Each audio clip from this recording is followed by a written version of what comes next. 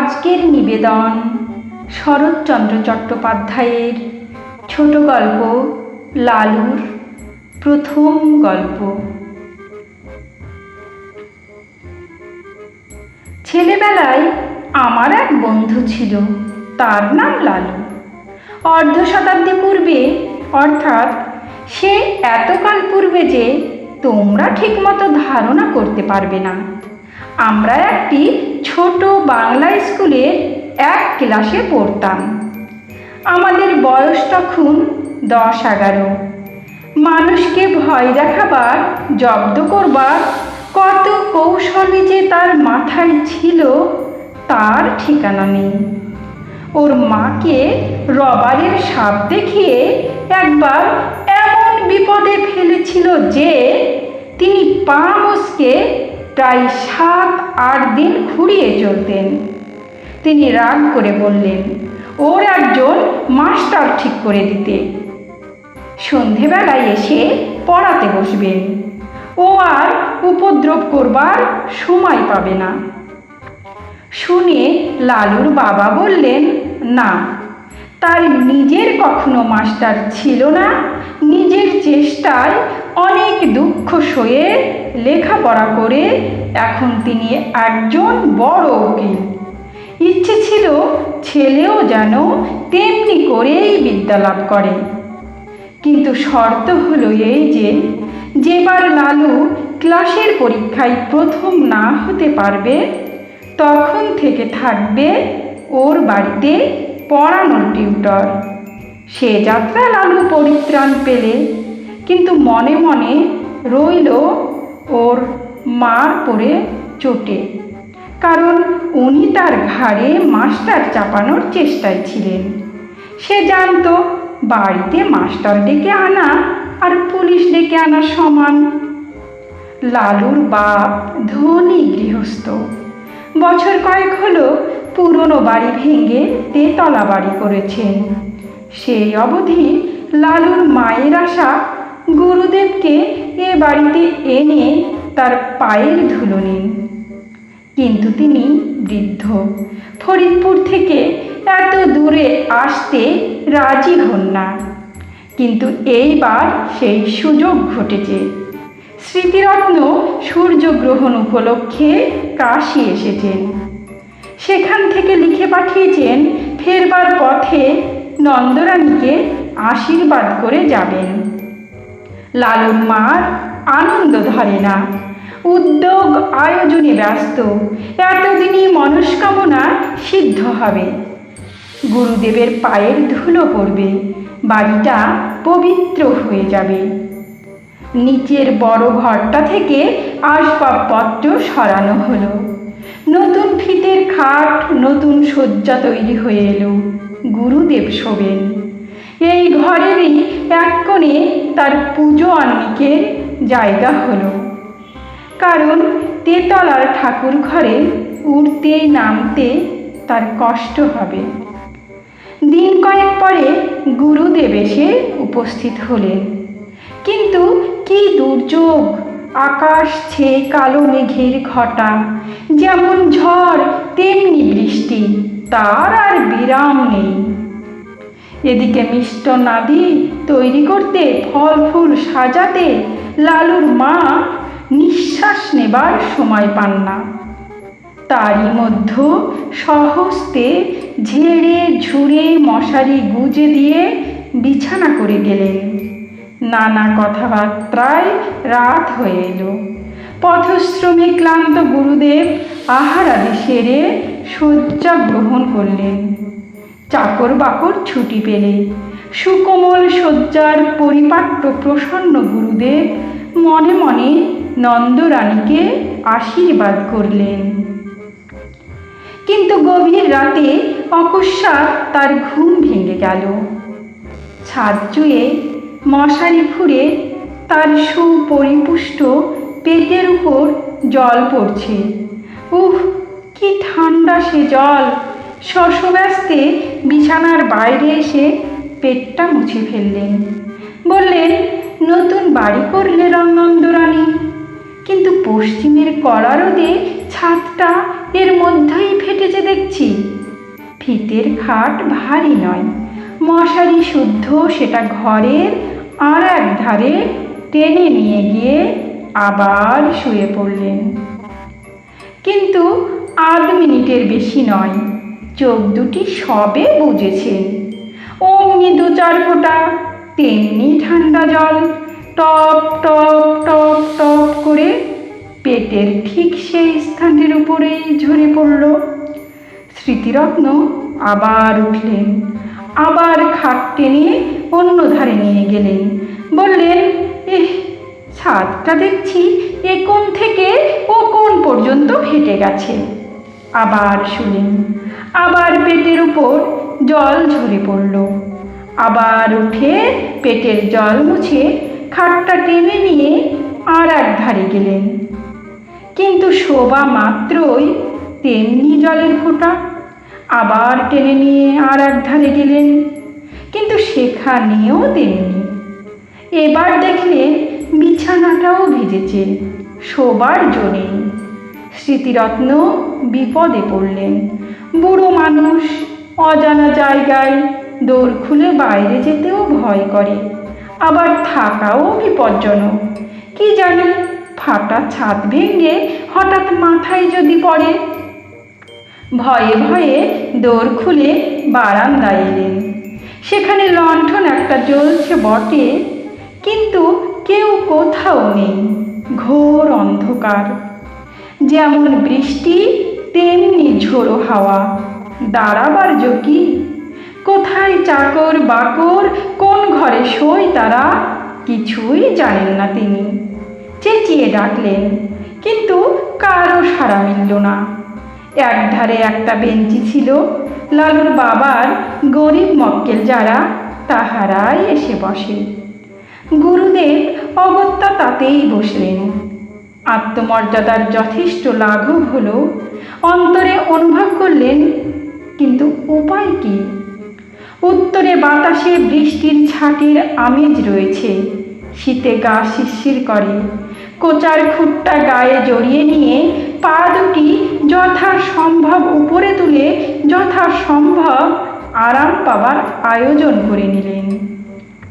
নানাবিধ শ্রান্তি ও দুর্বিপাকে দেহ অবশ, মন তিক্ত, ঘুমে চোখের পাতা ভারাতুর। অনভ্যস্ত গুরু ভোজন ও রাত্রি জাগরণে দু একটা অম্ল উদ্গারের আভাস দিলে উদ্বেগের অবধি রইল না। হঠাৎ এমনি সময় অভাবনীয় নতুন উপদ্রব। পশ্চিমের বড় বড় মশা দুই কানের পাশে এসে গান জুড়ে দিল। চোখের পাতা প্রথমে সাড়া দিতে চায় না, কিন্তু মন শঙ্কায় পরিপূর্ণ হয়ে গেল। কি জানি এরা সংখ্যায় কত?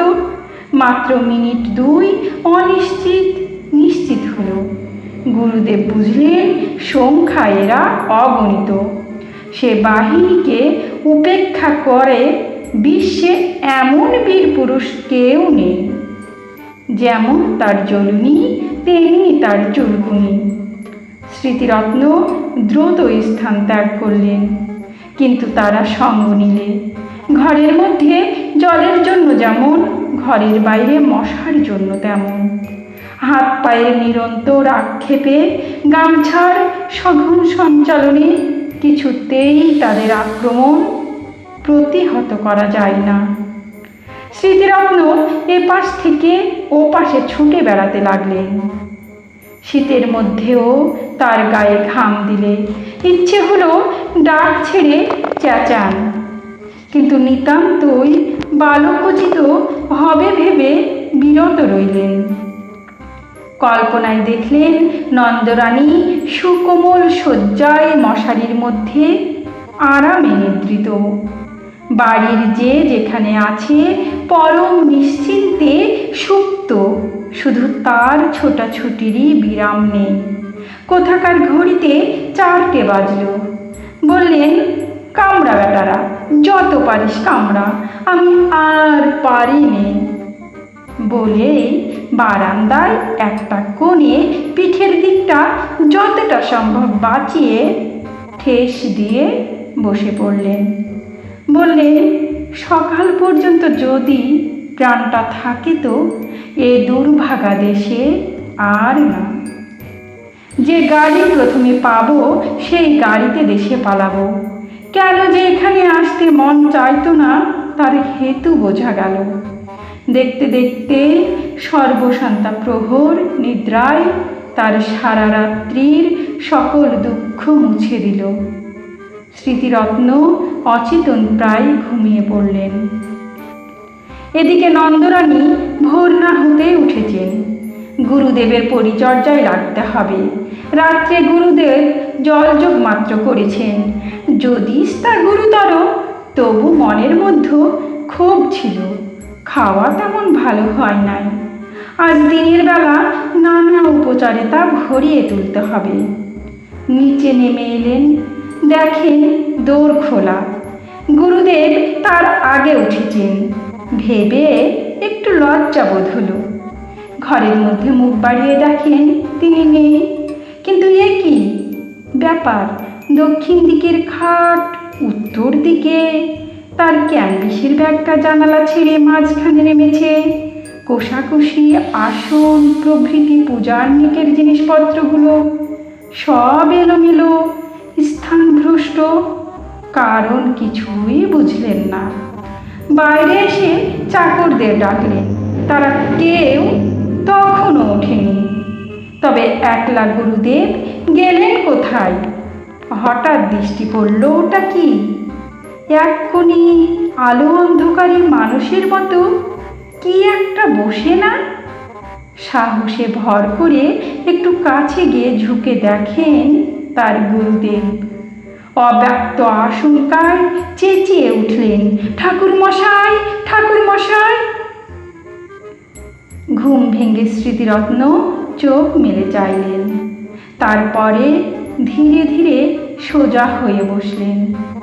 নন্দরানী ভয়ে ভাবনায় লজ্জায় কেঁদে ফেলে জিজ্ঞাসা করলেন, ঠাকুর মশাই, আপনি এখানে কেন?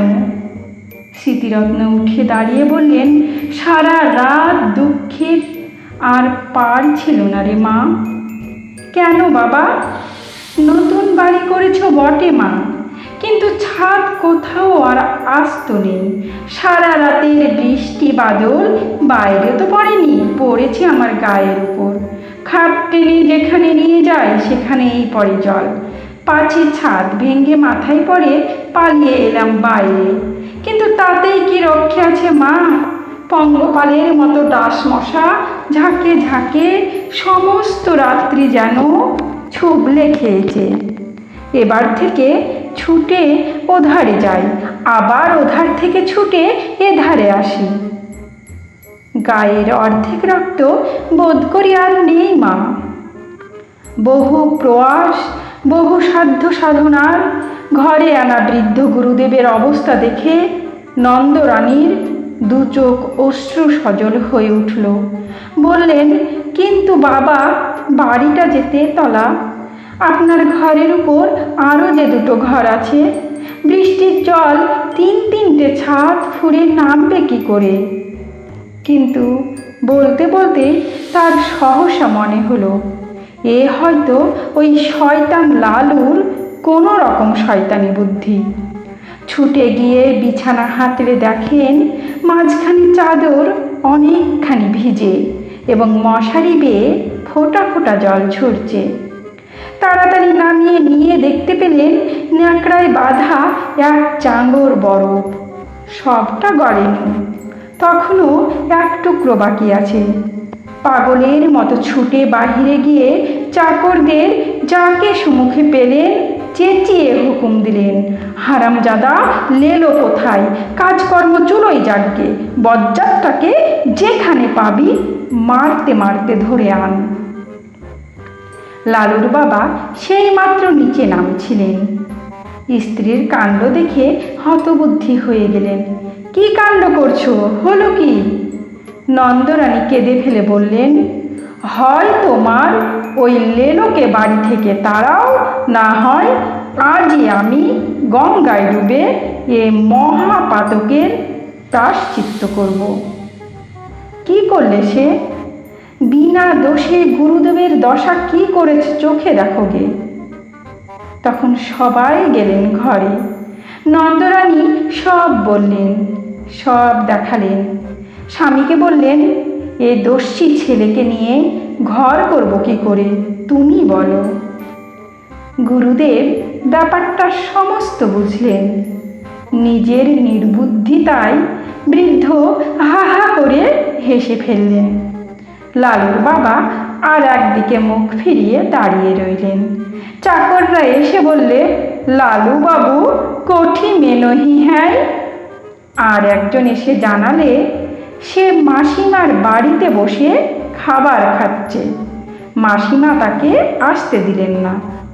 মাসিমা মানে নন্দর ছোট বোন, তার স্বামীও উকিল, সে অন্য পাড়ায় থাকে।